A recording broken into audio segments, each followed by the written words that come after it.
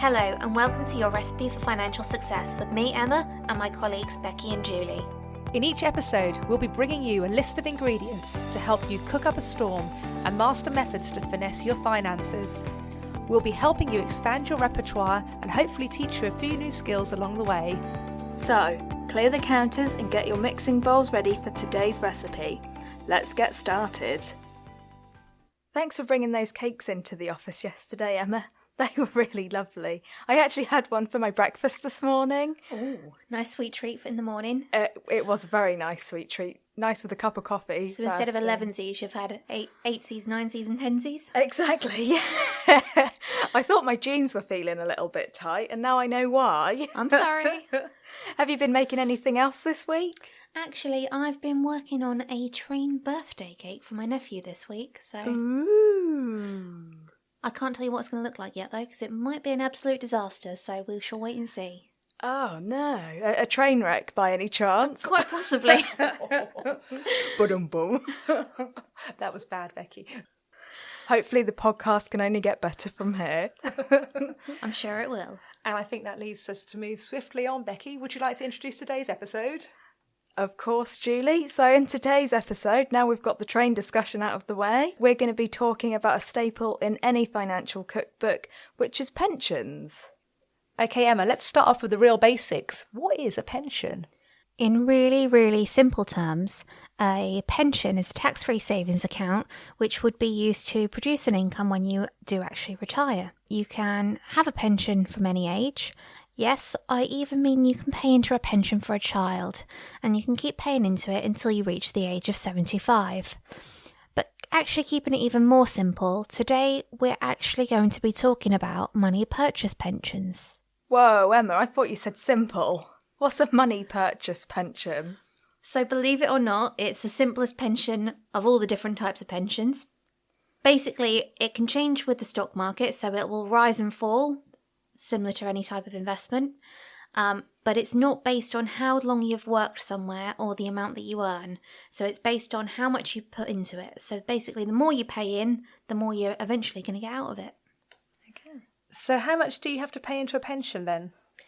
There's not actually a set amount, so the more you can put in, the better. So as much as you can afford is always the right answer, but there are limits. So you can put a maximum of £40,000 per tax year, or 100% of your earnings. So if you haven't earned £40,000, say you've only earned £20,000, you could put £20,000 in. How about this though? With your pension, you get something called tax relief. The way to think of this is when you go to a supermarket and you're looking for some ingredients and you go down the home baking aisle and looking for flour and it says 20% extra free on the packaging. I don't know about you, but I like that. So a pension is pretty similar to your 20% extra free on your packaging. So you get tax relief at basic rate, and what that means is if you pay in £100, £125 will actually go back into your pension. But if you are a higher rate taxpayer, you could claim some more tax back when you do your self-assessment.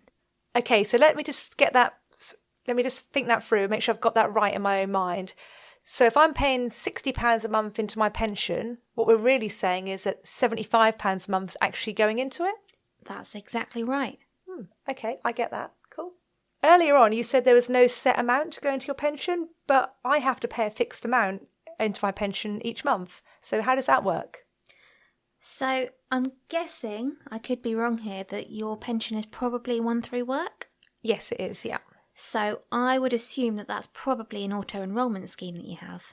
Yeah, that sounds right. I think that's what it's called, yeah. An auto-enrolment scheme is still a money purchase pension, but it's a little bit different. That it's a scheme that's been set up by the UK government, which is basically to encourage people of working age to pay into a pension. So it was basically because they had a big concern that there was going to be a massive pension deficit in years to come, so they're trying to do something about it now. So the minimum contribution that you'll be paying in is 4% of your earnings, but your employer will also be paying in 3% of your earnings, and you'll also get an extra 1% of tax relief. So you've basically doubled your money before it's even been invested. So I've got some facts here for you today about some pensions, and I'm interested to see how close you get to the answers and whether our listeners think the same as you or something different. Ooh. So, my first question for you today is, what percentage of the UK adult population don't have a pension? Oh, that's a hard one, Becky. What do you think? I'm going to say... I'm going to say it's pretty much 50-50. I reckon half do, half don't. I reckon it's going to be less than that. I would have agreed with you a few years ago before they brought in the auto-enrolment legislation, but I reckon about 25% of the population don't have one. Actually, either way of that. So one of you is a bit high and one a bit low. The answer is actually 35%. So that means 35% of people are going to be fully reliant on the state pension, which is currently just over £9,000. So I'm not sure about you, but do you think £9,000 would be enough to live on in retirement? Not comfortably, no. Not if I want to do all the things that I want to do in retirement, definitely not. Exactly. People normally want to go on holiday and do all sorts of things. To me, I think that's going to be a very scrimp and save retirement and doing basically as little as possible to get by. I think you might be right there, Emma. So how about this one? What do you think the average size pension value is in the UK? I'm going to be on the optimistic side here. I'm going to go for £75,000.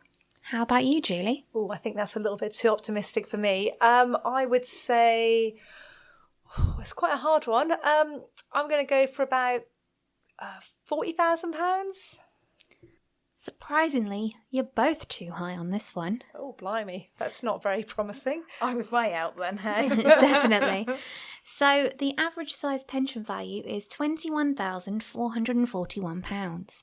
If you think of an average adult working 40 hours a week on minimum wage at the moment, they'd be earning just over £18,000. So what we're saying is just over a year's salary has got to last your entire retirement. Yeah, not good, is it, Emma? Not really, is it? So how about this final one I've got for you today? What amount of money do over half of the population believe is a comfortable amount to live on in retirement? Well, looking at those figures, I'm hoping it's going to be quite a low number. So, I'm not sure really. I don't know, what, £25,000? Yeah, I think I'd just go slightly higher and say £30,000 a year. So this is where I'm going to shock you both. Actually, people think they need £100,000 to retire. What, not in a year? No, £100,000 to last their entire retirement. Well, that's not going to get them very far. Looking at the figures you were talking earlier, we're talking just under £20,000 a year. That's 5 years. So really, if you're retiring at 67 or 68, that's sort of 72 years old, and then you've run out of money. Exactly. Then you're going to be reliant on that state pension again of about £9,000. So in reality, you actually need a considerable size pension pot to last your entire retirement. So best to start saving early and putting in as much as you can possibly afford, and also making sure it's obviously invested somewhere sensibly as well to be growing ready for your retirement. So when you get to retirement, what happens with your money then? How do you go about getting it out of your pension? So when it comes to taking money out of your pension, you can actually take 25% of the value tax-free. Ooh. So say you had £100,000 in there, like most of the population think is what you should need, you'd actually get £25,000 of that out completely tax-free, and you could take that as a lump sum, or you could take it over a period of time, and then the rest of your money that you take out, you'll be taxed on at your marginal rate. So if you're a basic rate taxpayer, you'll be paying 20% tax on what you take out. I should also note at this point that you can't access your pension until you reach 55. So earlier on we said about you can pay money into a pension for a child. You can definitely do that, but they would not be able to access any of it until they reach 55 under current legislation. So when you say marginal rate of tax, what do you mean by that? Sorry, I should be really simple here. What I mean is that it'll be taxed as income the same as your wages would be at the moment. Ah, right, I get it. So I get 25% free, Yep. which I can do what I want with it. So holiday, car, whatever. Yes, you can. And then I get taxed on the rest of it. So can I take it all as a lump sum, or do I have to take it out as an income? I mean, what are my options? You can do whichever you prefer, but obviously you just need to be careful because if you take out too much in 1 year, you won't necessarily be paying a basic rate tax of 20%. You could be pushed into the next threshold and the amount of tax you could be paying could be 40%, 45%, depending on how much you take all at once. Oh, right. Okay. Well, that's certainly food for thought, Emma. Thank you. Remember, we've only touched on the absolute basics of pensions today. There's plenty more elements that I'm going to share with you on this recipe, but we'll be covering those in a future episode. And with that, we've completed today's recipe. We hope you have enjoyed following along with us today and cooking yourself one recipe closer to a financially secure future. If you've enjoyed today's podcast, you can head over to www.recipeforfinancialsuccess.co.uk, where you can find out more information and a full list of ingredients from today's recipe.